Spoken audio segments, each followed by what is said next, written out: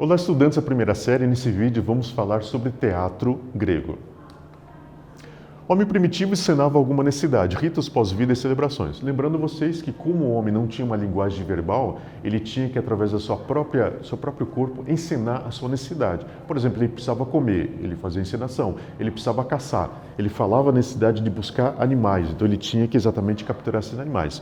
E nós vimos também os ritos pós-vida e celebrações. Contribuição do Egito, novamente, que sempre vem trazendo coisas ótimas à questão de cultura. O Egito, ele já pegou exatamente toda essa herança do homem rupestre e ele aprimorou exatamente o seu sistema religioso. E esse sistema religioso então precisava de uma representação, que nem eu já falei, o exemplo dos enterros. Os enterros existia uma pessoa que se vestia de Anubis e fazia todo o rito cerimonial da condução do corpo até a pirâmide, desde o embalsamamento até o depósito da pirâmide do corpo do faraó.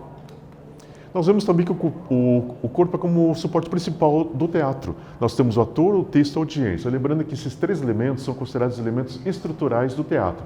É exatamente o ator, que faz a representação física e psicológica do personagem. Nós temos a questão do texto, que é um texto dramático, que nós temos o texto literalmente e nós temos a posição do ator para a representação desse texto, e nós temos a audição, que é exatamente aquela troca de energia entre os dois, entre o ator e entre exatamente o espectador do teatro. Nós vimos também início na Grécia, procissões em homenagem a Dionísio, aproximadamente 20 mil pessoas. A versão citada por Aristóteles foi uma homenagem ao herói Adrausto, que permitiu o domínio dos dórios. Então nós temos duas vertentes do origem do teatro. Nós pegamos mais essa questão das procissões a Dionísio. As procissões eram acompanhadas por mais ou menos em torno de 20 mil pessoas.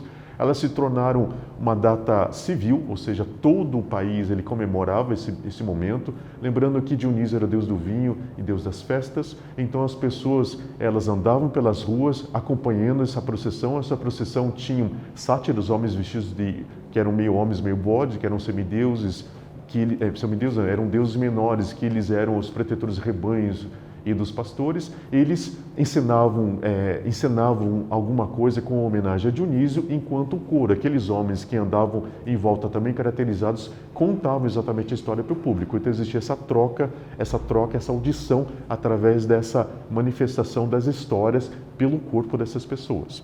E nós vimos que Aristóteles falou sobre uma encenação política, ou seja, Adrausto ele fez uma revolta dos dórios para que os dórios fossem exatamente o povo dominante de toda a etnia grega, e essa foi a versão que Aristóteles defendia.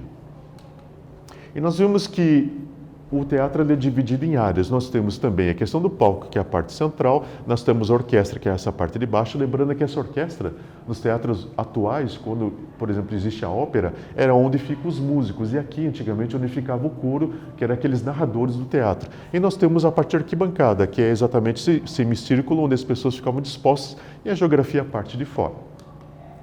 Nós temos também, dentro do teatro, nós temos dois gêneros, que é exatamente a tragédia e a comédia. Eram realizados periodicamente concursos teatrais que premiavam os principais tragediógrafos. Lembrando que tragediógrafos eram as pessoas que eram os autores das tragédias. Esses concursos eram bem importantes, que eram exatamente a exposição de várias peças que eram analisadas e eram dados vencedores.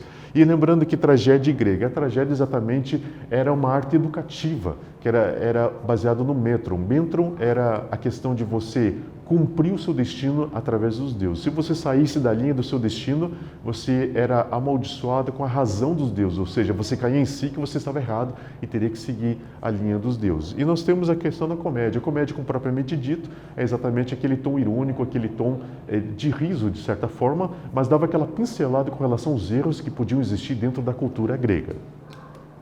E isso, pessoal. Espero que tenha sido bem proveitoso esse vídeo e nós falamos sobre teatro grego. Até breve.